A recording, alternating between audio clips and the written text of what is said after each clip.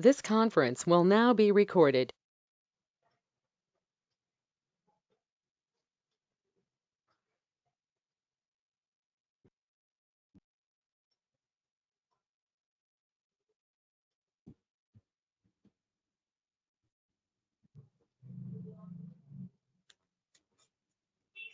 Welcome to Dr. TSPR show. This is Dr. Tangella Shiva Prasad Reddy alias Dr. TSPR. Namaste, Adab, hello, and a warm welcome in the form of Vanakkam to all my wonderful guests from Tamil Nadu. Believe me, they are the best when it comes to legal aspects and the legalities involving finances. Legalities involving finances because it is your fortune. You work very hard. It is not lottery. But is this being made a lottery for those illegalities? I say yes. Why I say yes? You will come to know from our esteemed, honored guests. Let me just give you a brief introduction because crypto is always hidden, the hidden agenda. We have Mr. V.Rajendran. You all know him and you will love to hear from him as and when people wanted a call from me, he was ready. Even when he was traveling, unfortunately, from Hyderabad to Chennai, came to visit his son. Sir, I said cryptocurrency we need. He was ready with the show. In November itself, sensing what is happening. Why this crypto hidden currency? When it is hidden, how can it become a trended currency? How can it have that value?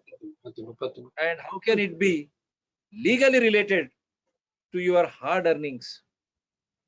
So we have come out. We have shown you what cryptocurrency is all about and why the world is eulogizing it and how it has come into force and what is the technology. We said blockchain technology on which this has been surviving or thriving. We have brought out all such things. Now, unfortunately, instead of coming out with a proper bill, with a proper discussion on the floor of parliament and all legislative assemblies, our finance minister suddenly, till that time we were expecting after our show, they will present the government's view to the Supreme Court because the case is still hanging there. I think let my legal luminaries correct me. The case is still hanging there. Government has to file an affidavit. And you have seen even the Karnataka chief minister's name, likewise many other politicians' name, is being doing rounds in the cryptocurrencies. It was a big exposure. This is another thing that hijab controversy started under the same chief ministership in Karnataka. But the Karnataka chief minister's name, that means the ruling fraternities were not spared in this.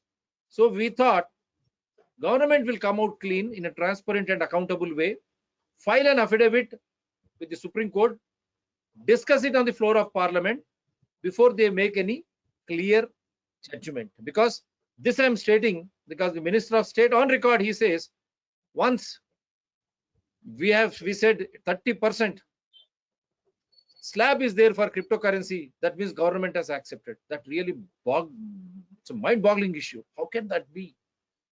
The bill is yet to be passed. They could not discuss it on the floor of the parliament or assemblies.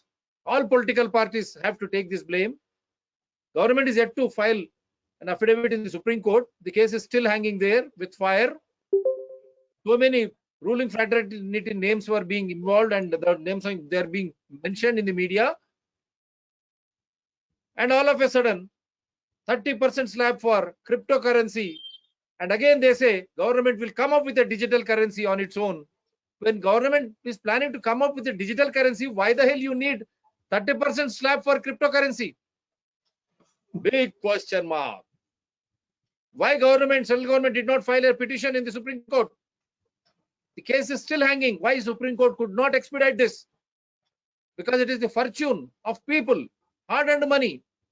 It is stashed away to the foreign. That we have seen, that black money. Now, after this government came forth from 1976, no one can have an access to the black money or NRI money coming into the political parties' accounts. Believe me, this is nonsense. And even we have no right to inquire which company or which corporate company is financing a political party, because all the electoral bonds have become opaque. All political parties came together to this very nonsensical things. At the backdrop of this, is this going to help again black money? Now in a different way. Instead of stashing away funds in the banks, foreign banks, Swiss banks, now is it going to be cryptocurrency? Then what about the people who are toiling very hard to eke out their living and trying to save, on the verge of banks being merged to overcome non-performance assets, helping those corporates again? Common man is being taxed at that bloody Sibyl,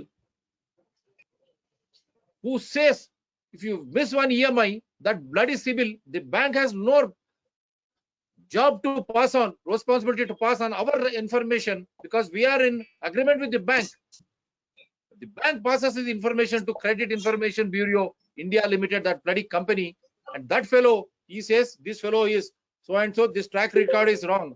This bloody Sibyl and this hell lot of banks will be made to answer, because how come there were corporate companies went scot-free, they became broke, they go for public issues, and if they float another company, the same banks again fund them. What is this nonsense happening? When such is the case, instead of coming to the rescue of commoner during these pandemic times, the central government passes a budget wherein it is all crypto. This budget is crypto because you are trying to stash away the hard-earned money of the people. In India, unlike other countries, every citizen is a born constitutional authority. We pay taxes with which, right from central to state governments run, right from prime minister to chief minister, they're all our public servants. So clear this, what is happening with this new law, why this 30% tax on cryptocurrency, which the central government did not file an affidavit in the Supreme Court for the Supreme Court to decide or to come out with a judgment. And what is this new digital currency which government is going to bring? When such is the case, why this cryptocurrency being legalized in India? The Karnataka Chief Minister's name was heard loud and clear. Yes, Mr. V.Rajendran-ji, we have some wonderful people in you, and we have Mr. Logesh Babu. He is a practicing cyber law advocate and full of knowledge. He will speak on technology perspectives and all that. And we have S.N. Ravichandran, who is adored a lot, who is revered a lot, because he is going to present the impact of cryptocurrencies and DCs, digital currency too, in the national economic ecosystem and the crime scenario, because he has authored many books on that. Mr. V.Rajendran will explain everything. Mr. Rajendran ji, go ahead. I'll make you the presenter too. Thank you, Dr. Reddy. Am I audible? Is my voice audible? Can I go ahead? Yes, please go ahead. I think Mr. Ravichandran ji he should connect. I think there is some problem. Maybe he will come back. Yeah. Okay.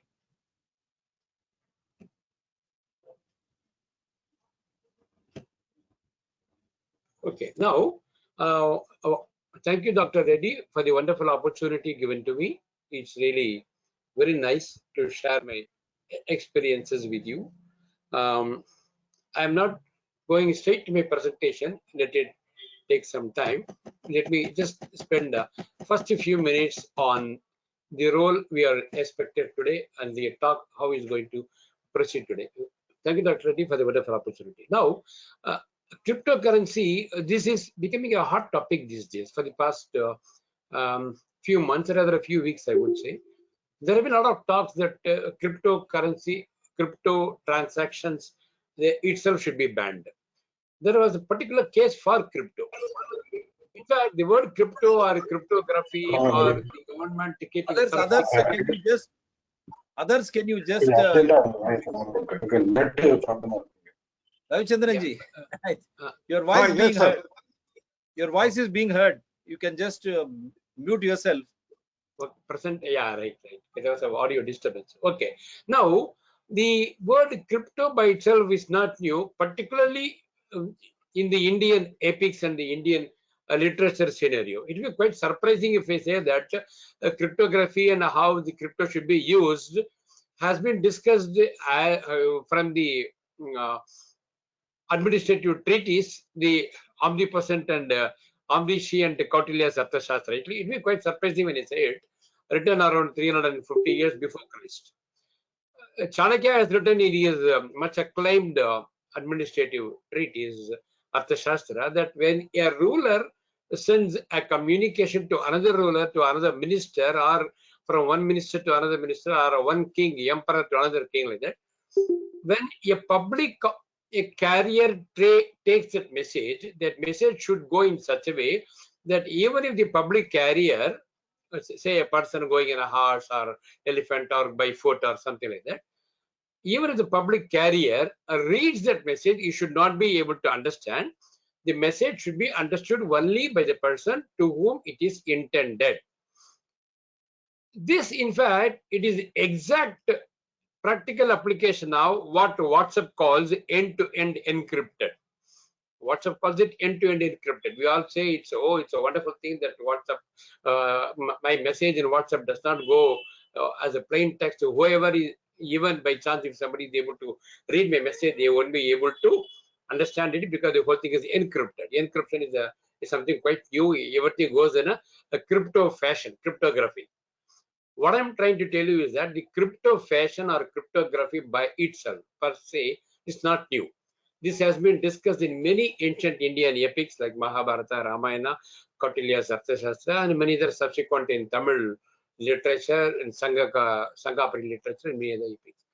But in a democracy, there are different angles to a cryptocurrency. We in Digital Security Association of India, for which currently I happen to be the chairman, have addressed the seminars and conferences because we focus particularly on the digital security scenario and digital privacy scenario in the country, particularly addressing people, conferences and meetings on cyber crimes, IT laws. So when you speak about cyber crimes and IT law, the privacy and crypto, they are inseparable cousins. When you talk about privacy, you have to talk about crypto. We necessarily have to talk about the crime scenario, because the privacy of one person, when infringed, it becomes a public data, then that becomes a cyber crime, that becomes a digital offense, and the government comes to it. But suppose when the government itself wants to intercept a message, there should be a legally permitted way, channel to do it. That is what, of course, our Information Technology Act, Information Technology Amendment Act 2008 in section 69, 69B and 70 they speak about. I mean, we will not be discussing all those things right now today. So our point of discussion today, as a chairman of a Digital Security Association of India, I have with me in my team of panel discussion, Mr. M.J. Logesh Babu. Logesh Babu, can I see you on the screen? I have with me M.J. Logesh Babu, who is the Joint Secretary of a Digital Security Association of India and very renowned advocate, particularly in the area of cyber crimes and IT law. He is the zonal head of Asian School of Cyber Law and also the CEO of his own company, Postki Private Limited, in which he focuses on the digital crimes, particularly against women, how to empower the women and guard them against digital crimes and crimes in social networking sites. He's a very tech-savvy, techno expert. He'll be talking more on technology, less on law, because I'll be focusing a little more on law. Then I have the other panelist with me is Mr. S.N. Ravichandran from Coimbatore. Mr. Ravi, are you there? Can I see you on the screen? Okay. I'm sharing the camera. Click on the camera, Mr. Logesh Babu and Mr. Ravichandran ji. Share your camera. Yeah, please share the camera. Yeah, I'm sharing my screen, sir. Okay, good, very good. Wonderful. Yeah, give a introduction of Ravichandran ji. Very good. Now Ravichandran. Ravichandran, quite interesting to note that he is not basically a qualified information security professional or a qualified advocate. but he is an experienced person in cybercrime investigation, because many advocates in Tamil Nadu, many police officials, top level IPS officials have approached him for cybercrime investigation to look into the technology angle as well as the legal angle in many cybercrimes. He has addressed various conferences and seminars in Chennai, Bangalore, in Gujarat, in Delhi, CII, FICCI, and particularly the police academy in Tamil Nadu, Pondicherry, Coimbatore, and many other places. I mean, including the economic offences wing and the CBI and other arms of the central government, centers, crime investigation agencies. He comes with a very rich experience in cybercrime investigation, spread over 2 to 2.5 decades. So I'm very happy that Mr. Ravichandran and Mr. Logesh Babu have joined me. In about 7 to 8 minutes from now, I'll be taking you through is my presentation.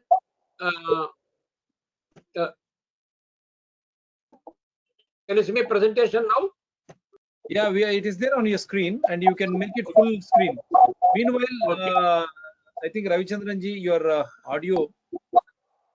Yeah. Can you just mute your audio, Ravichandran ji?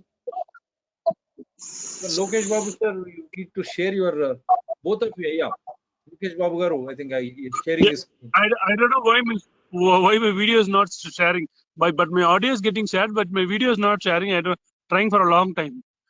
Okay, I'll just Yes. see that. Yeah, I think there you should go to this share screen. Go to the camera and click share screen. I just clicked my share screen only, but I could not share my video. I don't know why. I'm trying for a long time. From the beginning, I'm trying. Yes. Okay. Meanwhile, if you want, you can rejoin. Otherwise, we'll just see in the course of the discussion. Yes, sir. I'll keep my thing updated, sir. You please proceed. Yes. Is my screen getting shared now? You're able to see my screen now? Yes, sir. You can make it full screen. Your screen is visible, sir. Yes. Okay, fine. Okay. Now, as I was telling you, cryptography by itself is not new in India. We have, one second, let me try to expand the screen now. Okay.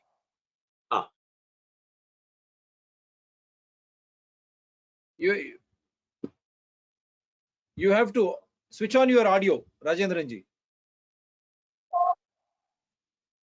Not rest of us, not only Rajendran ji. You switch on your audio and speak. Okay. I think my hand by mistake it has gone there. Is it okay now? Is it okay?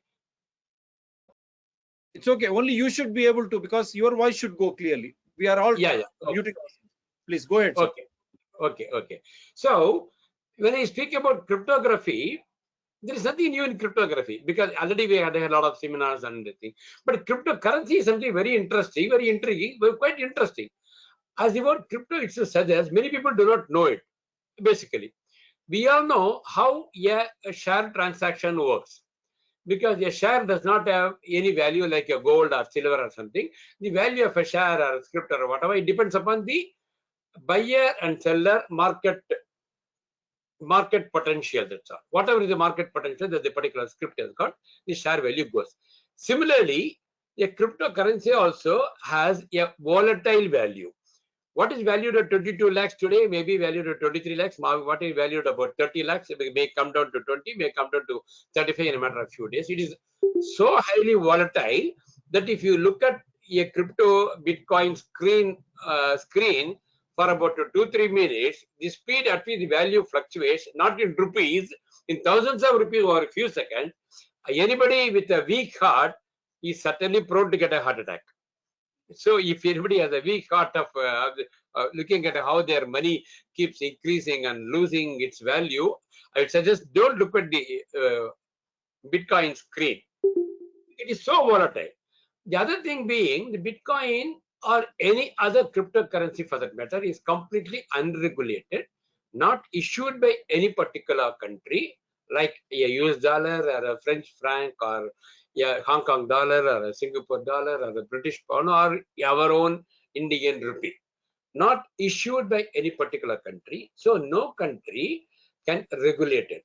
If a person says that I lost money in cryptocurrency, the only thing he can do is that keep quiet, keep his mouth shut, perhaps pray that nothing more of loss should occur to him in future. That's all. I don't think there is any official legal redress forum for those losing money in cryptocurrency because it's not regulated. But of course, if it is a result of some transactions, the transaction non-payment can be proved and that can go to the relevant court. That's all a very cumbersome process because particularly when the cryptocurrency is being traded only for illegal purposes, for drug trafficking, arms peddling, and child trafficking, and particularly ransomware, like black money and threatening people like a ransom money like that. So people never go to court if they lose money. So this is another interesting thing about cryptocurrency. So RBI has been talking about cryptocurrency. RBI has said that it is something very bad for the economy. People will all know. There was a ministerial committee which said that cryptocurrency is bad, though the underlying technology called the blockchain technology is good. Blockchain is basically something like an operating system.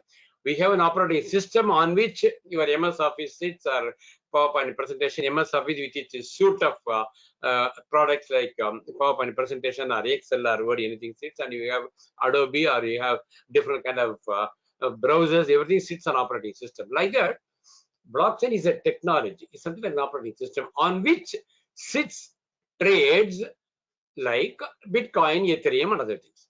So the underlying technology is good, ministry also said, but they said that cryptocurrency, since it's not regulated, unmonitored, is bad for the economy.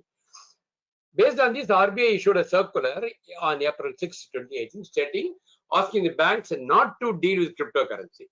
However, the Internet Mobile Association of India, they went to the court because there were parties, there were many players who took advantage, who were benefited by the cryptocurrencies. I do not know what made them take such an urgent, emergent step like seeking a ban on the circular.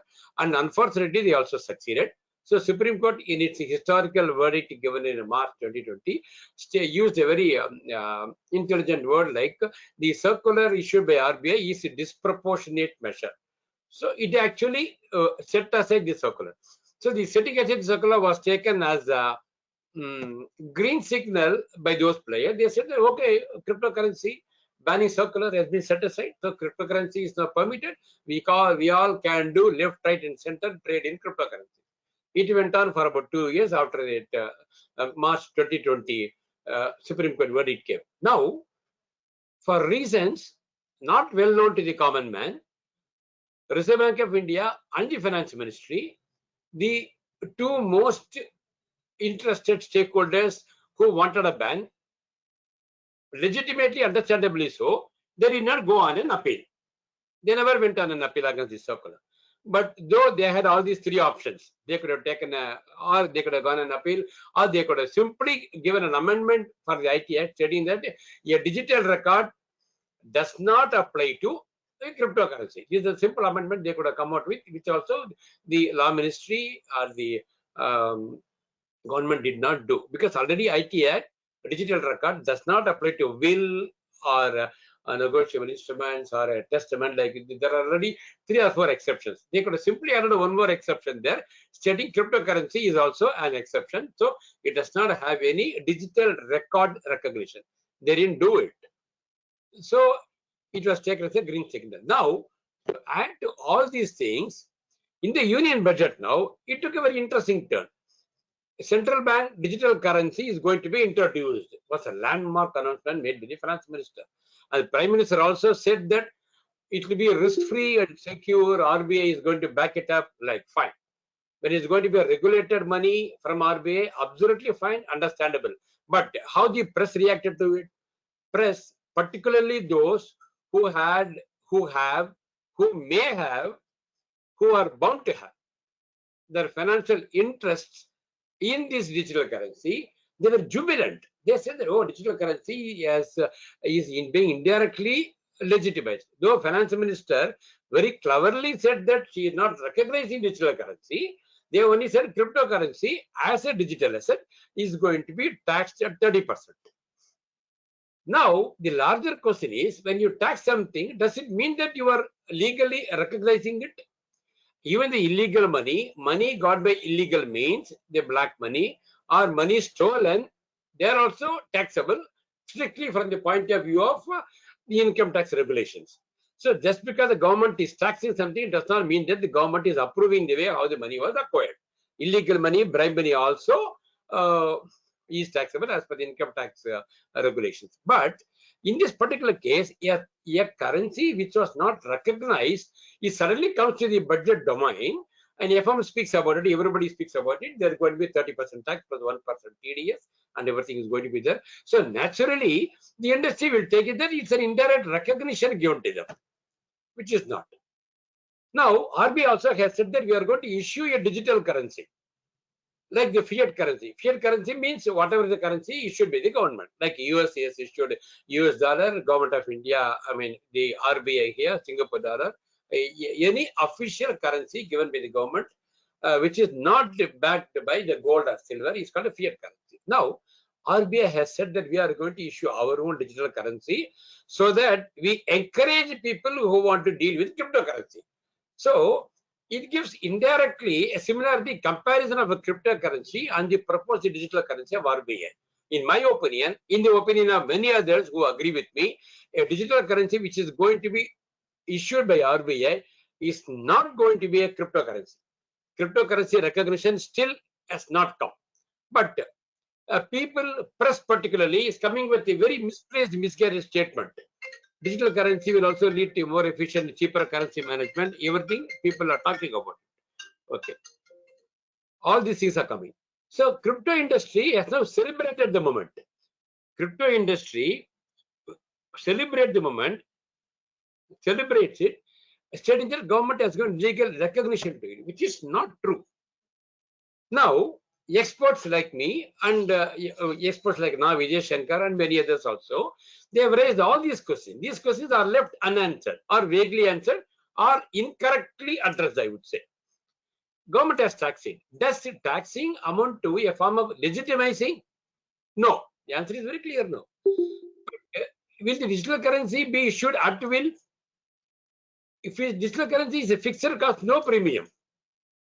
When there is no premium, how does the government say that it is going to give a boost to the people who want to trade on cryptocurrency, like a share market or anything else? When the value is not going to be volatile, when the value is not going to be flexible, like a demand and supply kind of a theory, how does the government feel that it is going to be welcomed by those who want to trade in it? So tax digital currency export. It says digital currency export, it cannot set it off with others. These are the other issues. So basically, from a national economy point of view, a digital currency and the proposed, private cryptocurrencies and the proposed digital currency, they are not exactly same. There are some fundamental basic differences. I expect much more from the finance department, finance ministry, finance secretary, and legal experts, techno-legal experts across the nation to answer all these points. Like in the case of a private cryptocurrency, the owner is not known, it is unregulated, it is valued highly volatile, whereas in the case of digital currency, the owner is known, RBI is going to monitor it, the entire balance is going to be, it is going to be completely KYC compliant. How do you compare both? So what the nation looks up to it, possibly in the next few minutes, what my colleague Logesh Babu and Ravichandran would like to share their experience. We'll be taking more of these points in the debate. Thank you, Dr. Reddy, for the opportunity. Now, am I audible? Can I continue, Dr. Reddy? Yes, sir. Okay. Now, can I take this opportunity to invite Logesh Babu to present his views on the technology aspects of digital currency and cryptocurrency? Yes, please. Logesh Babu, Logesh Babu, please. are you there? Yes. Good evening to one and all. Thank you for the nice presentation and option given to me. Special thanks to the doctor and Mr. Rajendran. Yes. See, thinking over of cryptocurrency in India is still a myth, right? See, but it has to be implemented. From my point of view, the world is going to use cryptocurrency in the near future. In the very past of the money value, We started the money as with the barter system. Later, Chinese introduced paper currency, and later on, fiat currency came into existence. And the development of this technology of internet and other things made money into various concepts like various of value, storing the value of money in debit cards, storage cards, credit card, net banking. All transactions came into existence. Now we are in the topmost level of using cryptocurrencies. Cryptocurrencies are virtual currencies which has to be used. Very previously, cryptocurrency was banned in India. Later, they said you can either use, government will not interfere. And now what has happened is countries like El Salvador have authorized this Bitcoin as their own national currency, and now it became a foreign currency for us. So we are forced to use this currency as a foreign currency only. So you cannot by giving any null reasons. But still, using cryptocurrencies will be a question mark for the person who finds it for legal issues. We have to make this thing into regulated one. A few cryptocurrencies must be allowed with the regulated one where the tax has to be implemented, it has to be known, the government has to watch all these things, and only then the cryptocurrency should be used. Without this, without approving these things, if people started using cryptocurrency, then it is going to end up in a mess, because lots of black markets and black currencies will be available in cryptocurrencies where we cannot trace. See, putting things in much more clear terms, once a person started using cryptocurrencies, their wallet can be hackable. First point. They are not going to use any coins, that is the hard cash or currencies where you can touch and feel. Only the public and private key which is allowed in the app is going to be the private currencies. That is their own cryptocurrencies, where no one can interfere that, no one can watch that what exactly the amount is holding, what exactly the transaction being made, nothing can be monitored. If government brings some regulations to monitor these things and get into control, then using cryptocurrency should not be a difficult one.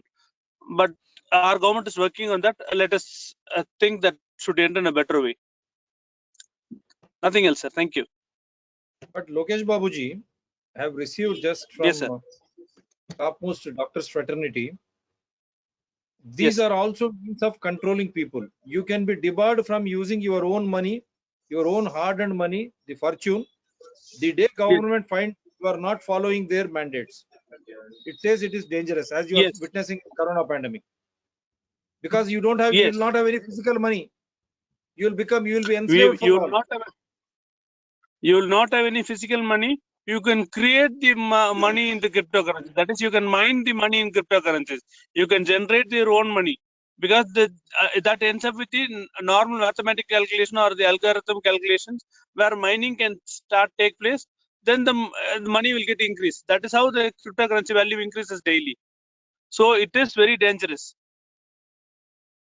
Because as this is being from AIMS, All India Institute of Medical Sciences doctors, they formed a group and they're watching our live show and they're asking you this question.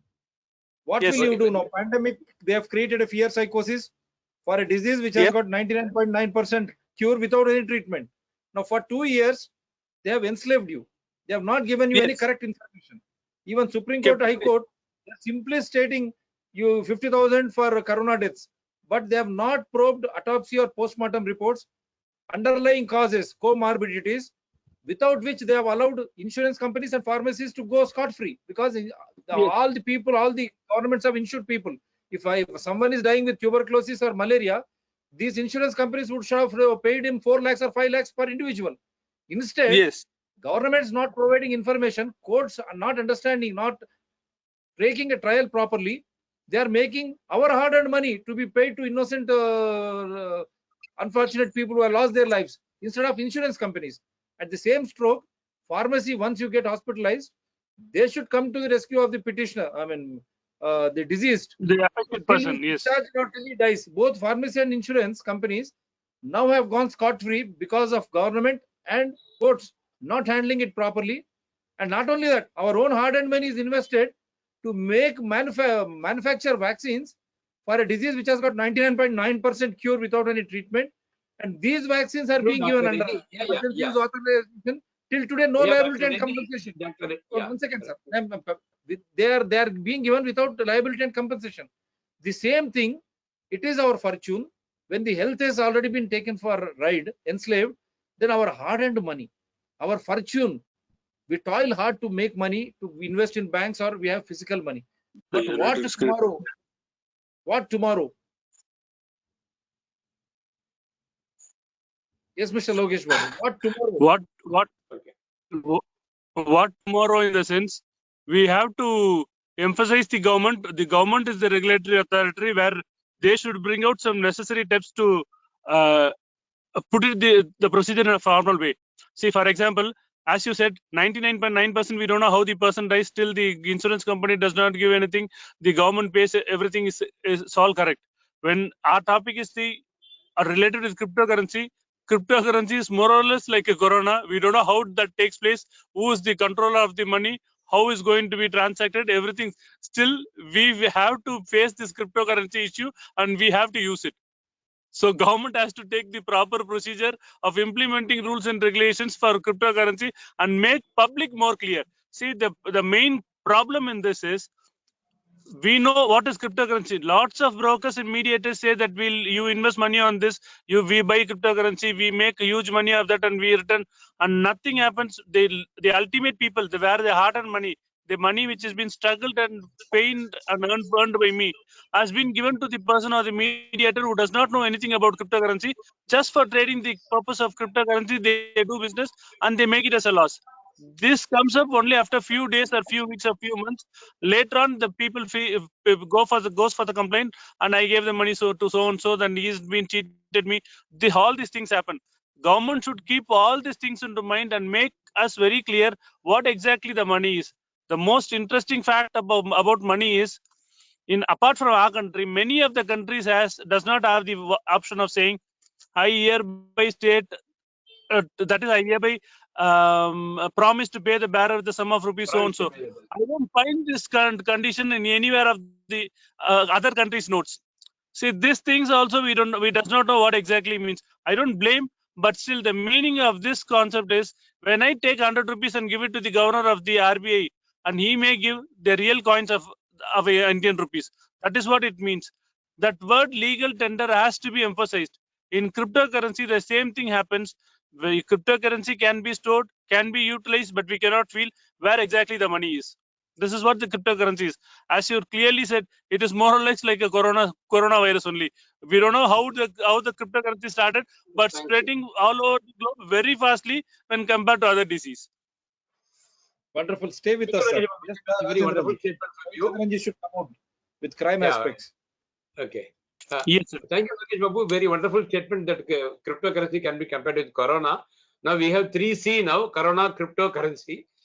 I think from this point, this is very good fodder for thought for Ravichandran. He will certainly take this to the next level of Corona, cyber, crime, cryptocurrency. He'll add 2 more C to it, cyber crime. He'll make it totally 5C.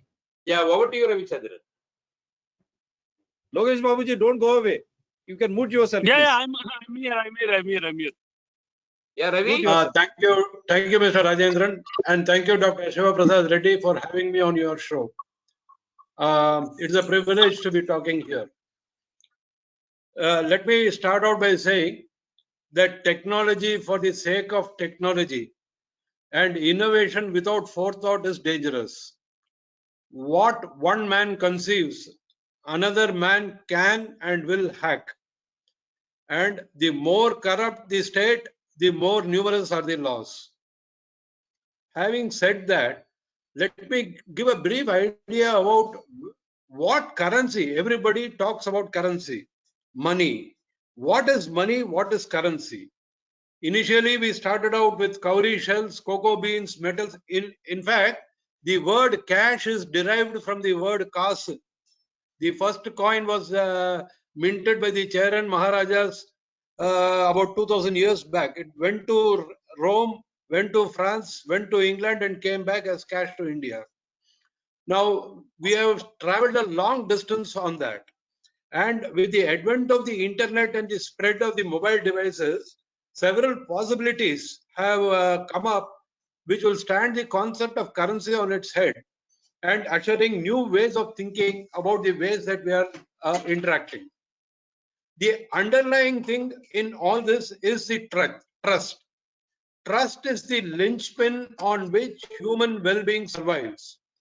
If trust is eliminated or removed, then any human interaction, then the global order will be in danger. The survival of the human civilization will be at stake. Now, crypto tokens, I don't use the word currency because I don't think it is a currency. It is just a token issued by an individual. So crypto tokens and blockchain technology has been invented to remove that trust. The only people who will make money, actually in this instance, I'm reminded of my teacher in school. He always used to say, use the right word in the right place to give clarity for any information to be communicated. Now, currency which is loosely used to describe this new exchange medium needs to be replaced with the word token. That is why I am using the word token. The only people who will make money in crypto token deals will be the miners and those who purchased or mined the tokens in the early stages. The Supreme Court has held the RBI ring fence circular which was sent to the bank as not valid because there was no ban on crypto tokens by the government. That was the reason for the Supreme Court declaring it invalid. And surprisingly, neither the government nor the RBI took steps to ban crypto tokens or even file an appeal against the order.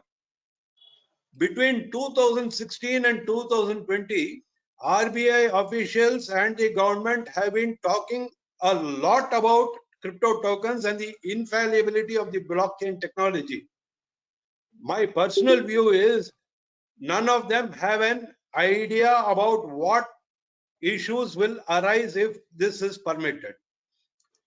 To my mind, the entire crypto token exercise is one gigantic Ponzi scheme, and the government has decided that it would be better to join the bandwagon than to ban it. So now the government has also become part of the Ponzi scheme. In the recent past, it has been proved that blockchain technology is also vulnerable and several hacks have taken place. Which brings us to a more important question. What is this money that we are all talking about?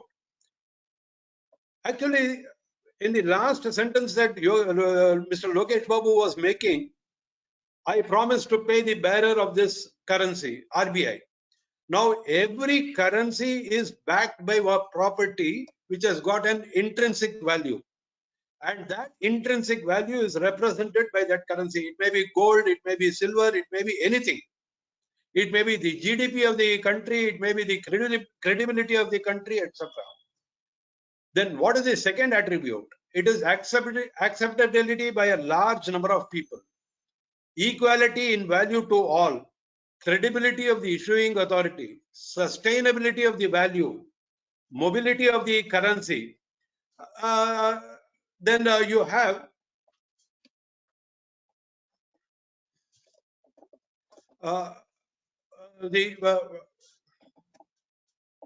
you have the retrieval of the value in case of loss of acceptability. There should be a legal backing for the money. There must be an ability for the property which underwrites the currency to be universally met. Then there should be a transparent valuation and stability. Do crypto tokens have all this? I don't think so. Now, in this new budget which was announced, nobody has told what will be the relation between the digital currency to the physical currency. Will they have the same value? Can they have the same value? Now, if digital rupee can be accepted as a consideration, then what are we talking about? Paytm, UPI, this one, credit card, debit card, aren't they digital rupees? Why introduce another separate digital rupee for that? What will be the effect of reduced transaction and flow of money from regular banks to digital currency? Won't the bank bottom lines be affected? Are there international standards being set and there is a lack of clarity on the legal framework required to govern digital transaction? How does the government propose to tackle the possible frauds that may act? Now, The finance minister in a recent interview, she said that people are making profits on crypto token trading. Therefore, the government is entitled to tax it. My first question to the finance minister is only this. Since you have said that everybody who makes a profit, government can tax it. So are you going to levy a tax on narcotic dealing? Are you going to levy a tax on, say, smuggling? Are you going to give a GST number to the prostitutes and terrorists to do their business and collect GST on that? When the finance minister has to measure her words when she's talking to the public. If the finance minister catches a cold, the stock market starts hyperventilating. That is the strength of the finance minister. And casually she says that, asked about the legal status, she said that there is a committee which is being consulted, and as soon as they come out, we will determine the legal status. So without knowing what is the legal status, you are going to levy a tax, 30% tax on that? I don't know. 45,000 crores of Indian rupees has been invested in cryptocurrency by government servants, politicians, judicial officers, lawyers, business, high net worth individuals, and a lot of poor people also. Was the government aware of this? If they were aware of this, then why didn't they stop it in the first instance? If they are not aware about who has invested how much in what, then how do they propose to tax this transactions? Because cryptocurrency by nature does not give, will not identify the transactors. That is, the person who is giving the currency or taking the currency. It does not give the nature of the transaction. It does not give, it gives only the value of the transaction. Now, who is the government to tax if they don't have these details? Then there are several assets. See, if are issuing digital rupees, then what about physical rupees? Are they going to remove it? Now, if blockchain technology is proposed to be used, then if it is disrupted, who is going to be responsible for the losses? And please don't listen to any panelist who says that blockchain technology cannot be cracked. Just for your information, I will give you, for this last 10 days, there is a single hacker, one individual sitting in US who is playing footy with the internet in North Korea, switching it on, switching it off. So if a single individual can do all that, just think about what an army of hackers who are placed in China and Pakistan can do to our digital currency, no matter what blockchain you are going to use. Is our cyber security secure enough? We don't have the infrastructure. We have not started manufacturing the semiconductors. We don't have the operating systems. We are still dependent upon others for servers. And incidentally, most of the data in these blockchain crypto token servers are stored outside the country. How are you going to take it back?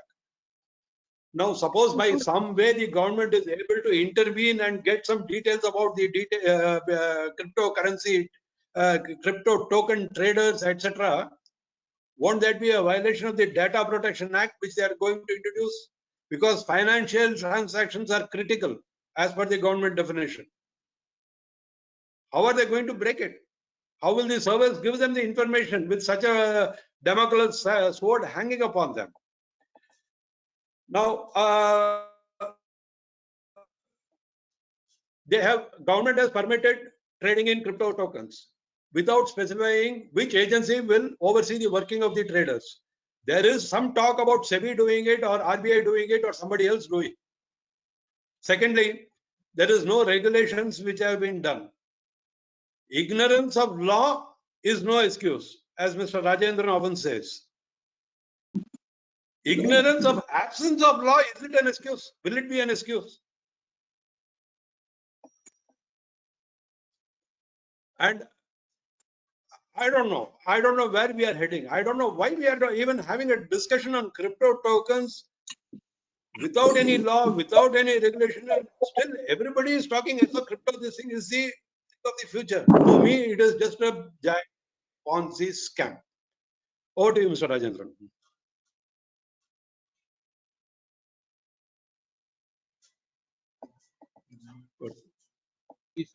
You are muted, I think.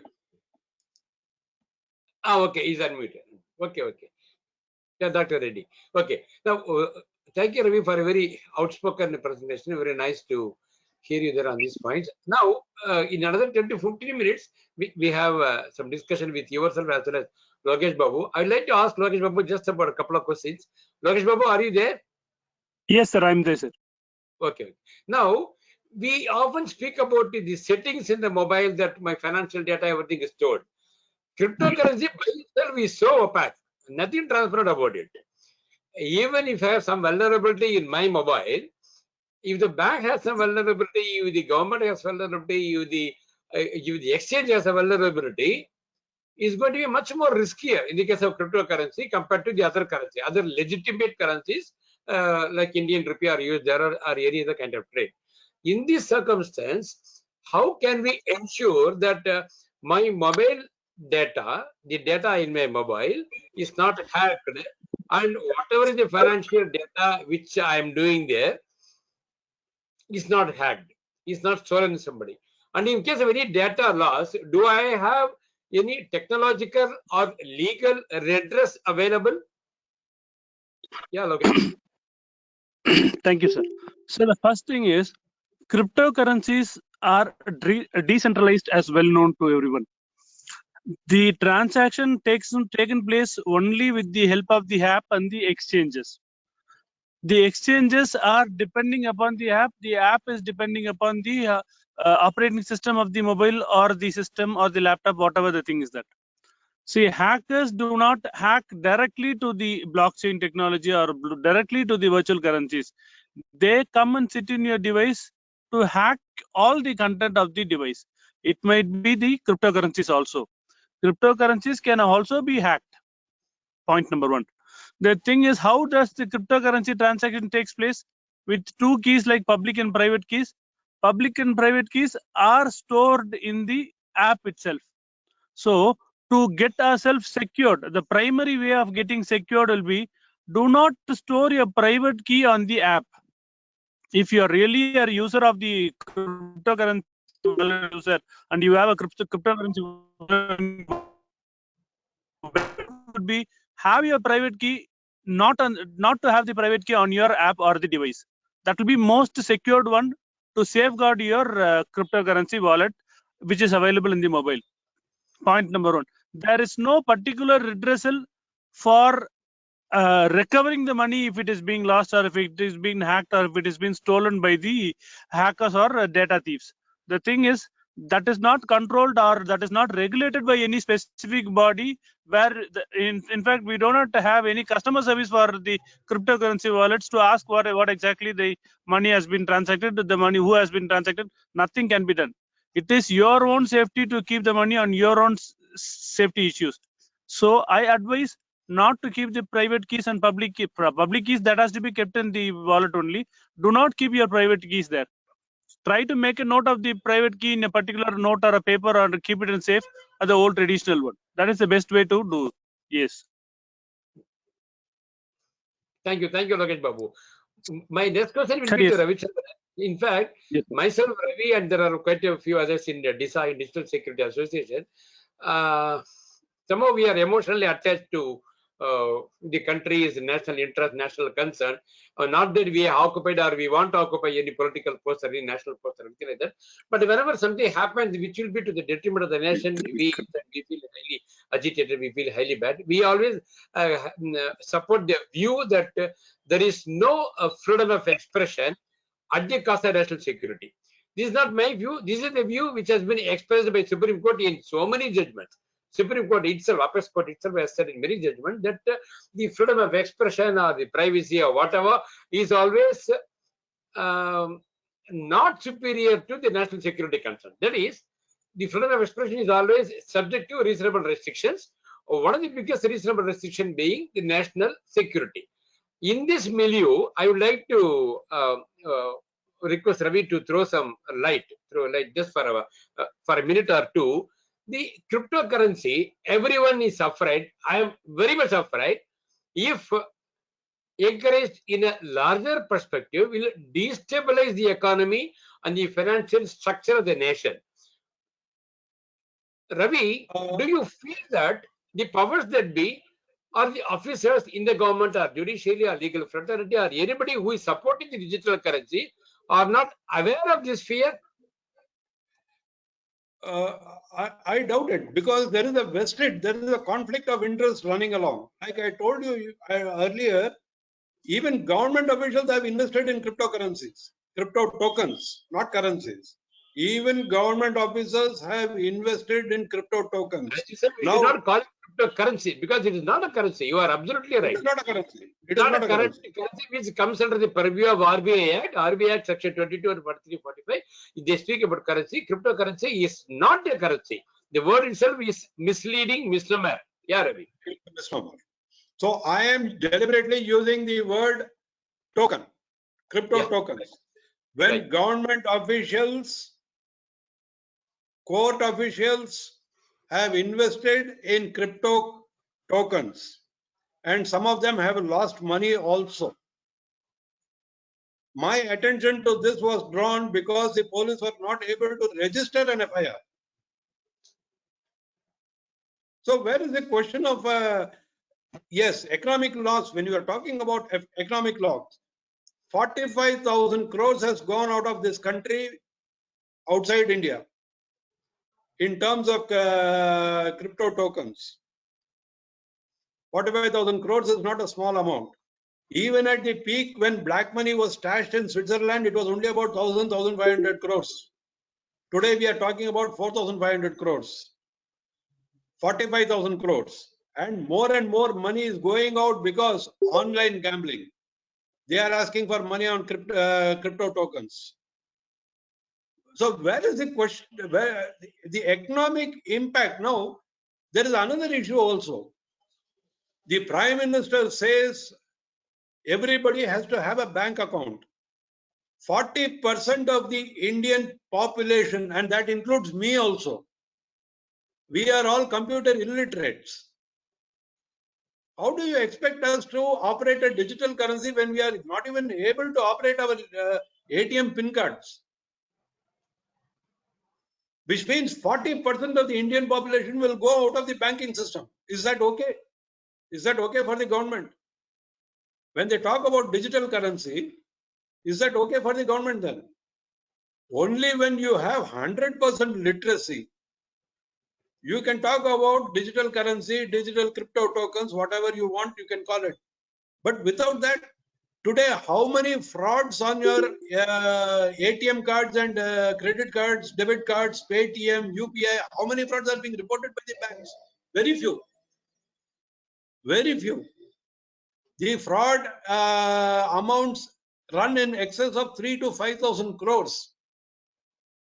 And the customer is made to pay for us. Banks don't take any responsibility. Thank you. Thank you. Thank you, Mr. Ravi. In fact, one viewer has raised the issue of a digital asset. The word digital asset itself is quite interesting. The finance minister has said the digital asset, like cryptocurrency, is going to be taxed at 30% plus 1% TDS and all that. I mean, I'm not going into the, because we have already discussed it. Now, the word digital asset hasn't been defined. What I'm trying to tell you is that if I have a fixed deposit in a bank, is it a digital asset? Or if I have a cryptocurrency balance, which is not legally recognized, is that a digital asset?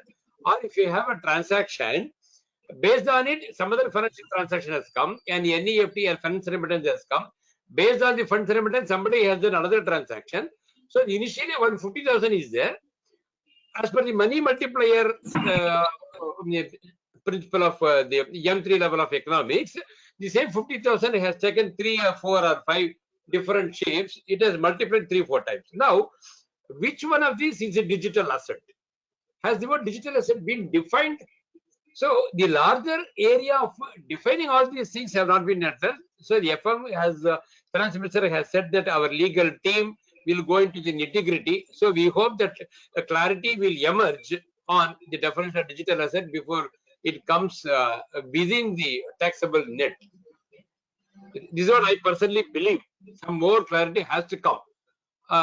Dr. Reddy or Logesh Babu Ravi, do you have anything more on this particular point on the definition of digital asset? I have a point. If there is no clarity on the legal status of the digital assets, if there is no clarity on the blockchain technology that is going to be used, if there is no clarity on the impact on the economic conditions of India, why announce a policy and that too include it in a financial bill and present it to the parliament in the first instance? Without any clarity, why do you want to pass a legislation? So that is because people have started using the cryptocurrency widely. As we all know, that India's most populated country and many of us started using. The regulation has to be implemented. So that is the reason the government has passed the bill for the first sitting as well. So for that Because matter, they a lot of people cannot. in Punjab are doing narcotics. So shall we legalize narcotics? No, Mr. Ravi. But I would like to disagree and agree with Logesh on that particular point. answer. The whole world is talking about cryptocurrency. Since government also thought that we should also be in the domain, we should do something. Perhaps Finance Minister will come out with more clarity in the days to come. The whole world talked Yes, about that is why subprime prices also. The whole world talked about subprime loans also.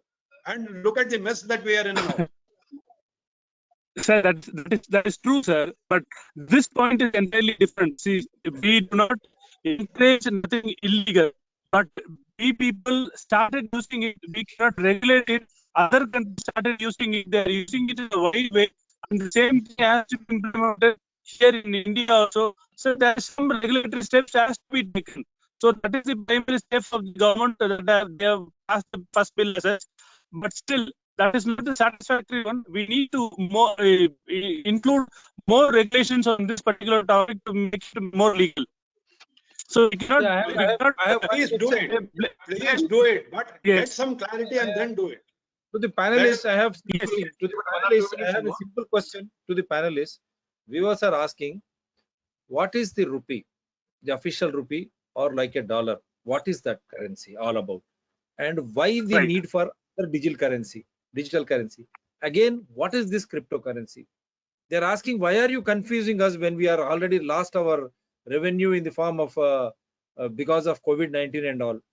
What is the rupee official currency? What is this digital currency? And what is this cryptocurrency? People would love to know. And which is legal and which is not legal? And why government, without any discussion on the floor of parliament, and why all political parties without discussing on the floor of the assemblies, and why both state and central governments and all political parties without allowing discussing village secretariat, we call panchayats, panchayat to district panchayats, then district panchayat to state legislatures, and then it should come to the parliament. If any policy, that to a changing policy, economic changing policy, game changer policy involving every citizen, when that is being involved, why there is no discussion at all? Correct. Why this crypto? Why this crypto? Yes, exactly. They're asking because Prime Minister promised 15 lakhs into the accounts of everyone, and after demonetization, you have seen no reforms in income tax or electoral reforms. It is just static there. And not only that, very opaque. What is disturbing is after this government came, and including that earlier UPA government, all those NRIs who are trying to donate to political parties, now they have become opaque. From 1976, we don't have any account. No Indian can ask them. And not only that, you have seen electoral bonds, even no idea which company is trying to donate and how much. Is it not already black? Is it not you are allowing black money to come back into the political parties, and political parties, they represent us in the democracy? But how is that they are taking us for a ride, confusing me from my official currency, rupee? Then they are saying digital currency. We are already using UPI and all this bloody. I mean, I'm trying to bloody is. I have not taken it in wrong sense, because out of heartburn, out of heartburn, without involving me, without giving me information, you are trying to decide my fortune and my future. Exactly. Who has given you right? That is what I am asking. Who has given you right? Are you going to help only Paytms and these, you digitalize everything so that you want to privatize, as you are killing all public sector units, and RBI and all the banking sector will go to private companies so that they will dictate terms? Should we be enslaved? Because every individual citizen has a right over the natural resources. How do you look at this scenario? Why this confusion, sir? All three panelists, please. So You want me to can I respond start, to Mr. Rajendran? Yeah, more legal aspects you have to start. Each one, yes. the legal? Maybe on the technical part, I explain so that No. Rajendran will One at throw a more time, light sir. on the legal side. RUPEE Yeah, is Logesh right, Babu. rupees 2 up to the 2000 or whatever that has been issued by RBI as part of the RBI Act, the powers invested upon RBI. So RUPEE is a legal tender. There is no doubt, no discussion about it. Cryptocurrency officially, legally is not recognized. So it's a settled fact of life. Settled fact of now. Now, digital currency is something which is slightly adding a twist to the present scenario. Government calls it the RBI Central Digital Currency, means RBI itself is going to issue a digital currency. So the larger question is, for the printing of currency notes, whether it's 500 or 2000 or demonetizing and taking 500 in a different color and all that, is all within the purview of RBI and the financial powers of the finance ministry. Now, digital currency is slightly a new paradigm, a new change in the present scenario. We are yet to see what shape is going to take. Government says that as part of the digital India, the cryptocurrency is a new fancy. People would like to trade upon it. So we are introducing our own digital currency. In the opinion of myself, as well as in the opinion of experts like Navi and many others in the country, they said that the very absence of a premium, absence of volatility, will deter the public to deal with government digital currency. Share market, people have a fancy deal with it because share market, the amount increases and rises, the power volatile. You invest today, in about a few hours, intraday and interday and all that, you make profit. In the case of government digital currency, is going to have a fixed value. Then how do you expect to trade? People may not like to trade in a government-controlled digital currency as much, or even for the take of taking risk for the investment purpose, as they would like to do it for a cryptocurrency. So only in the days to come, we have to get the answer for it. Sir, why do you need a digital currency now? Why are you confusing us? You have a B map and everything. You don't have operating systems. You don't have, as you said, semiconductors and everything to store. Everything you are importing. And when you are importing, when you have your own physical currency, you are able to survive. But even physical currency, see, for dollar, now it has gone to 75 to 80 rupees. When it becomes digital, without knowledge of a common man, how can you enslave common man's hard toil without making him to? Yes, sir, Ravichandran. See, what Dr. Reddy says is 100% correct. I'll have to differ with Mr. Rajendran here. The CBDC or the digital rupee which the RBI is being authorized to issue will be in your wallet, electronic wallet. It will have the same value as your physical rupee. What question Dr. Reddy asked was eminently correct here. Where is the need for a digital currency? When we have a physical currency, yes, there is a problem in printing, there is a problem in counterfeiting, there is a problem in distribution. I agree to all that points, but digital rupee is not the solution, and you cannot trade on digital rupee. The digital rupee or the fiat currency, it is the fiat currency in a digital form. RBI will be authorized to issue the rupee in a digital form. That is a fiat currency. And it is digital currency. It is not a crypto token. and it is not required at present when 40% of the Indians are not even able to write their own PIN number. How are they going to use digital currency? Does that mean that digital currency is meant only for high net worth individuals or educated people? It is not meant for ordinary people like me. No, I have a suspicion, and let me add to you, Ravichandran-ji. Are you slowly but surely converting into cryptocurrency? That you tell us very clearly. Yes, yes, that is the idea. Because now I'm asking through this channel, I'm asking Honorable Prime Minister and even this Finance Minister and all the political parties, 2000 scam, counterfeit scam, is it real now? You come out and tell us after demonetization. You tell us now. The problem is the government is trying to shift the physical rupee to the digital rupee for 2-3 reasons. Number one, it doesn't want people to save money and put it in banks and gain interest, which means banks are going to be hit very badly. The second point is the government wants people to spend the money. And the third point is the government wants to keep a track on what people spend and how much they spend, which means that will be under total government this thing. The Personal Data Protection Act is also tailored in that manner. My book is elaborating on that, but that is different. But the final count is we are slowly going into an Orwellian nightmare, like what Justice Krishna said, where Big Brother is always on the watch on whatever we do. That is the primary aim of the government. Is it not infringement of my right to life and my right to living? And my right, is it not infringement? The second aspect, black money, this government promised so much of black money got stashed away. Every account will have 15 lakhs if you try to bring that back into the country. What happened to that? Are you legalizing this black money? Because merging of banks without auditing it properly, without trying to go for non-performance of assets audit, you did not sell these non-performance assets till now. The same Reliance company's infrastructure is being owned by Jio company, and that man Anil Ambani goes broke, but the same infrastructure gets again bank loans, and they go for public shares, and BSNL is being killed literally. Then why I'm trying to tell you is, do you want to privatize everything and you want to put all the country's wealth in the hands of 2 or 3 people? You tell us very clearly.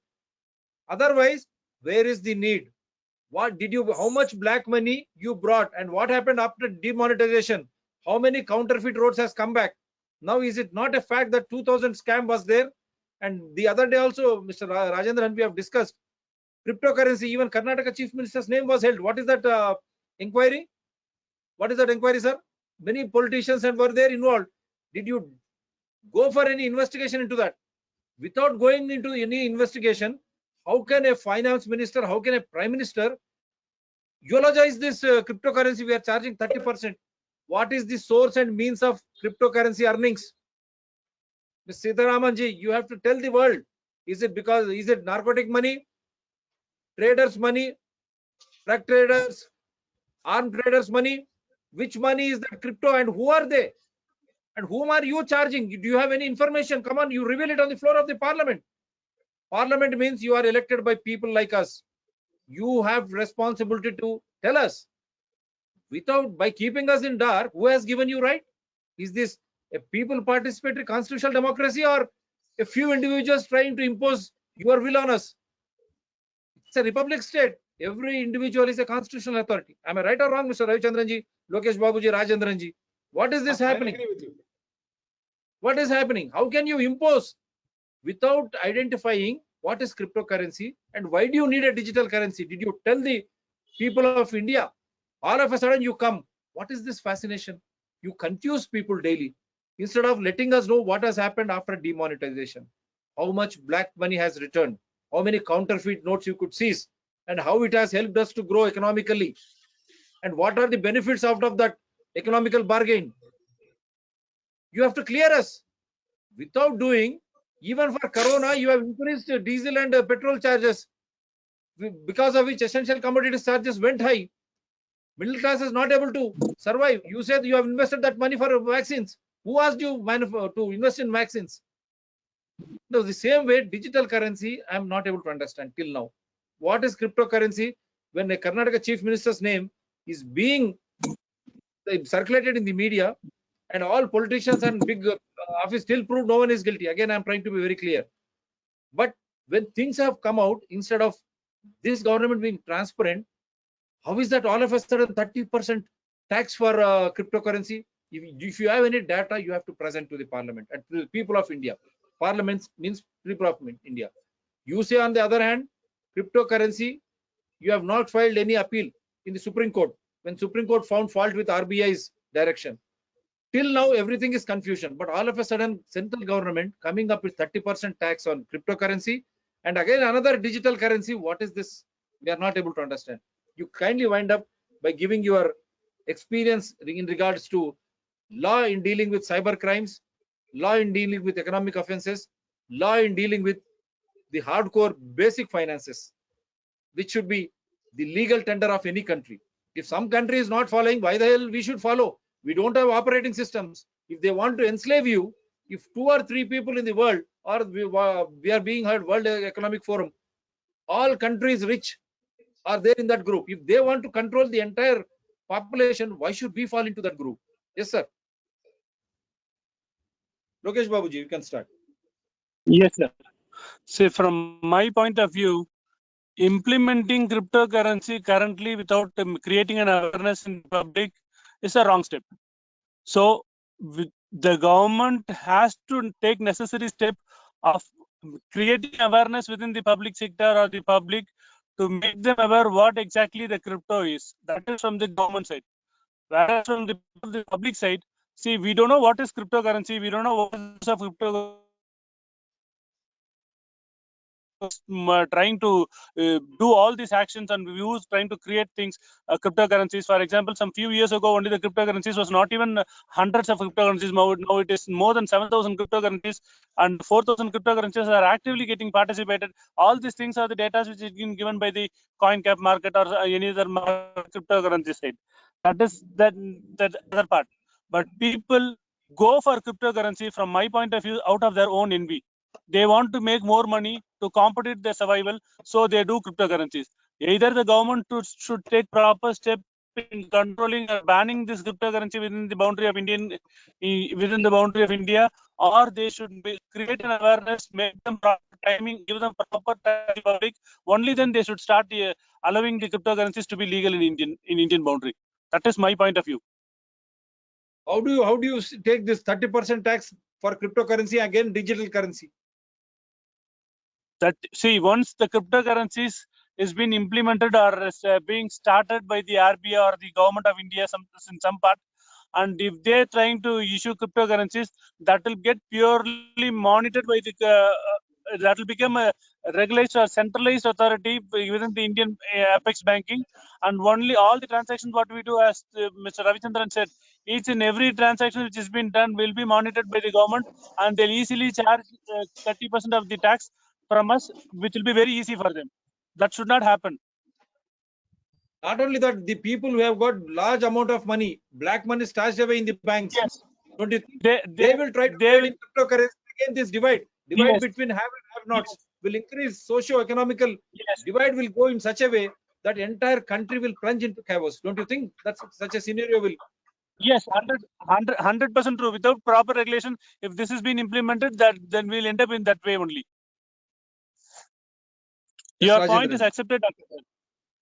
Thank you, Logesh. Rajendran ji, before I go to Ravichandran ji, this chaos, where is the need? Why do you need all this? Is it because there is some problem with 2000 rupee scam after demonetization, and then because some people are at higher levels are involved in this cryptocurrency? Is this the reason why the government panicking and doing all these things without debating and discussing? No. From my personal perspective, I can tell you that I'm not competent to talk about whether I have a higher officials, anybody else is involved, or what exactly the shape, how the government is viewing it. What is it from that? What is that scam? Purely from a legal. Rajendran, Srikari scam or something we discussed last time in the Karnataka. Yeah, correct. Correct. That is true. That is true. Last time we discussed it. In fact, I am looking at That should cryptocurrency. be investigated. No? Again, I am telling you, that should be investigated. No, they came out with big Yeah, names, right. and Absolutely. till proved no one is guilty. Again, I am trying to tell, till proved no one is guilty. That Yeah, is the line. that is true. That is true. But That don't is you true. think government But should I'm scan? looking at it purely from a techno-legal perspective. From a legal perspective, what are the legal ramifications? I presented the fact. Now, from a technology perspective, it is going to be an unregulated, so cryptocurrency is bad for India. There is no doubt about it. I am only intrigued by the fact that when the Supreme Court struck down the circular, why the RBI and the ministry chose not to go on an appeal. They should have legitimately cried all from the rooftop, stating that a legitimate case filed by the thing should have been why Supreme Court has taken this stand. We are convinced the issue is bad for the country. We have to go on an appeal. Like this should have been the stand taken by the Finance Ministry or the RBI. They did not take the stand. I do not understand the reason for it. That is one. Number two, what is the need immediately for the Finance Minister now to give a picture as if the crypto token is being legitimized? The Finance Secretary, Finance Minister makes it very clear that we are not legally recognizing it. But the action taken by them gives an indirect legitimacy to it. So, in my opinion, this is avoidable. It should have been avoided. Yeah. I'll add one thing. Is it because now farmers have gone on a strike for 1 year? That means the entire farming, because 70% of India is still in farming. Is it you want to kill the spirit of this farmers? Grama Swarajya, you are trying to play hide and seek with the currency now to confuse people. This is also big doubt emerging. Yes, sir. Now, there are 2-3 points that I want to take, Dr. Reddy. First, investigation. I think, sir, 1 or 2 minutes more. I think you're ready. Just 2 minutes, we'll be winding up, no? Yeah. 5 minutes after Ravichandran ji completes his present. Now, how do you investigate a crime when there is no law at all? How do you investigate a crime when you don't know whether it is a crime or not a crime? Like I said, ignorance of absence of law is also a crime. Now at the end of the day, Mr. Rajendran was asking me, are the police equipped to investigate this crime? And what should a person do if he gets cheated by a cryptocurrency trader or somebody like that? I told him there are 3 options. The first option is go to a tantrik and ask him to put a curse on the person who has cheated him. The second option is go on the social media and talk like an expert, advising people not to deal with cryptocurrency. And the third option is keep quiet. Don't tell anybody that you have lost money. That is the best one. That is the best one. That's what else can be done? What else can be done? Not only the best way, sir. No other go. They have to keep quiet only because they cannot report anywhere since it is not been centralized. And regarding this 30% tax, let the government levy 100% tax also. But the question is, the fundamental of blockchain technology is anonymity of the transactors. So who is the government going to tax? And how are they going to do it? Unless that person comes forward and says, okay, I made 1 crore on cryptocurrency, please have 30 lakhs. If you have that much, then we don't require an income tax law at all. These people are whistling in the dark. My thing is, as Mr. Rajendran said, yes, the government, it was not required at this point. The point that I'm trying to make is, without any clarity on cryptocurrency or its nature or its impact on the economic conditions of the country or the utility of the crypto tokens by the masses of Indian masses, how can you announce a policy in Parliament in conjunction with a finance bill? That is my limited question. Because even the bureaucrats in the finance ministry, in different interviews, they have given different ideas. There is no cogency in their thought itself. How do they propose a policy like this? The finance minister talks one thing, the Niti Ayog talks one thing, The finance secretary talks one thing, finance joint secretaries talk one thing. Yes, they have created a mess. I think let us just close this. I think we can have it in series because there are many questions to be taken, but we promise you all these panelists will come back to you very regularly, purposefully, because this show is very clear, this channel is very clear. No enmity against individual nor animosity against any party or organizations. Issue as per rule of law, constitution invoking evidential act. We are doing these shows in larger public interest because in a democracy, political parties represent us.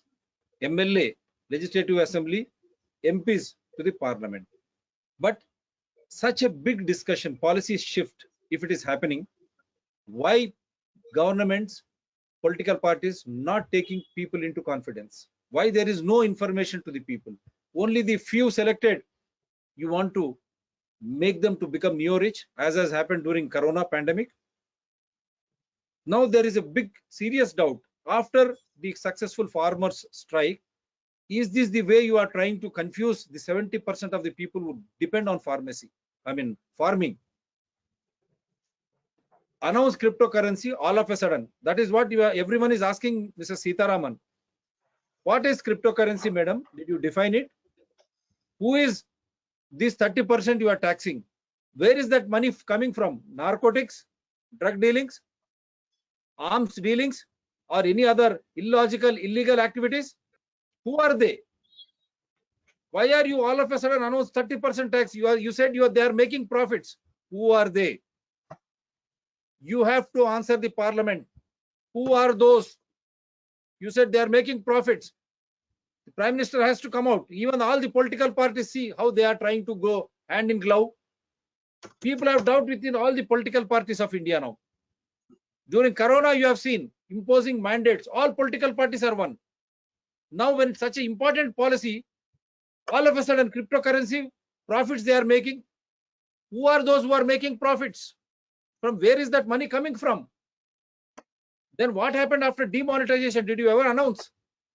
How many counterfeit notes? How it has helped our economy? How many welfare and developmental schemes you have done because of that?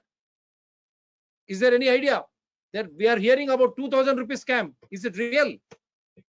Then what about so many ruling party members or opposition party members' names being heard in cryptocurrency scam? That Kiri scam or something from Karnataka. Did you investigate that? Then what is this digital currency all of a sudden? Whom are you confusing and trying to contradict? That means you want to control as you want to give digital health.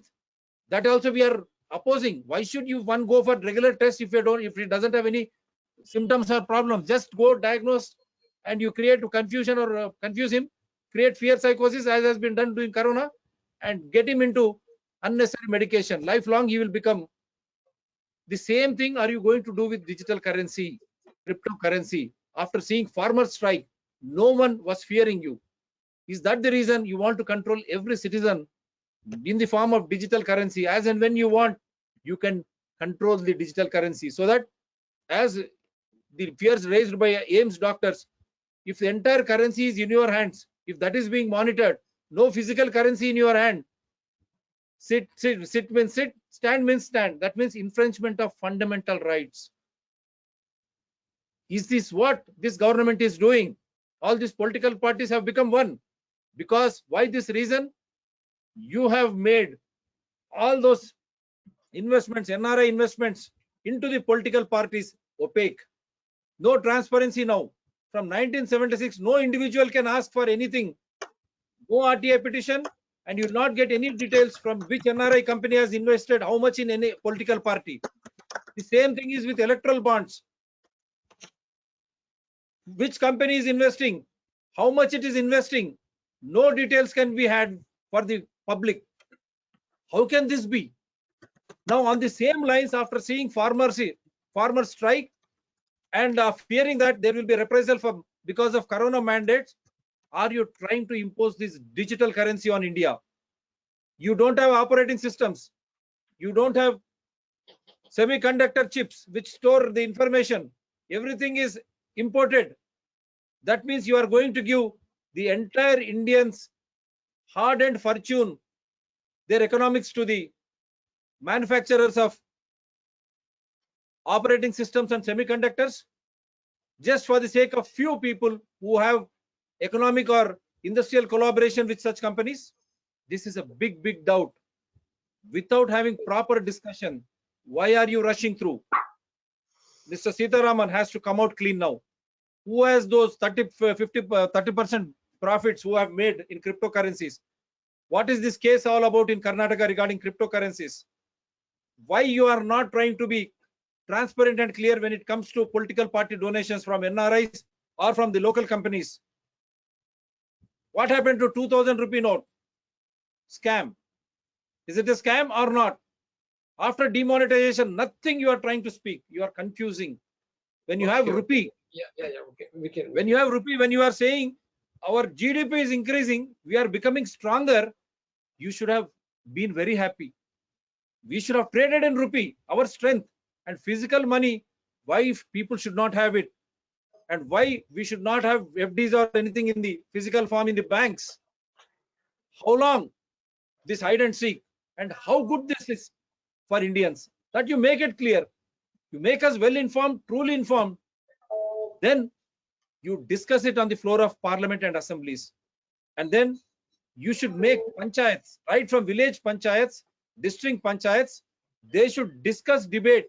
Then they should circulate it to assemblies. From assemblies, it should come to parliament. This is what people participatory constitutional democracy is all about.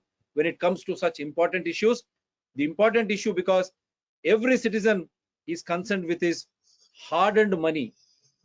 But if it is moving away like this in the digital form, all of a sudden, Mayam, Gayab, how can India citizens keep quiet? Thank you, sir. I only hope government will come out clean and we will have series of Thank you. such Thanks for the discussions. opportunity.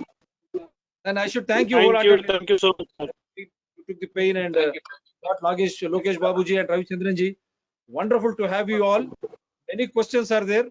But Rajendran-ji, you promise us next time we will limit it to 1 hour. Don't worry, 1 hour maximum, 1 hour 15 minutes. We can promise you. Today it was introductory. We wanted people to understand. So take care. This will be retelecasted with a different headline. Now, because after discussion, we have got so many things, leads. So with that, we will retelecast it on CITIZENS-DRTSPR. To support Dr. TSPR channel, Citizens-DRTSPR channel, and Environment People DRTSPR channels. They work in larger public interest.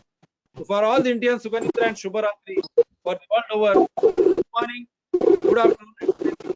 Thank you, sir. Thank you, sir. Thank you, sir. Thank you, Logesh Babuji. Thank you, sir.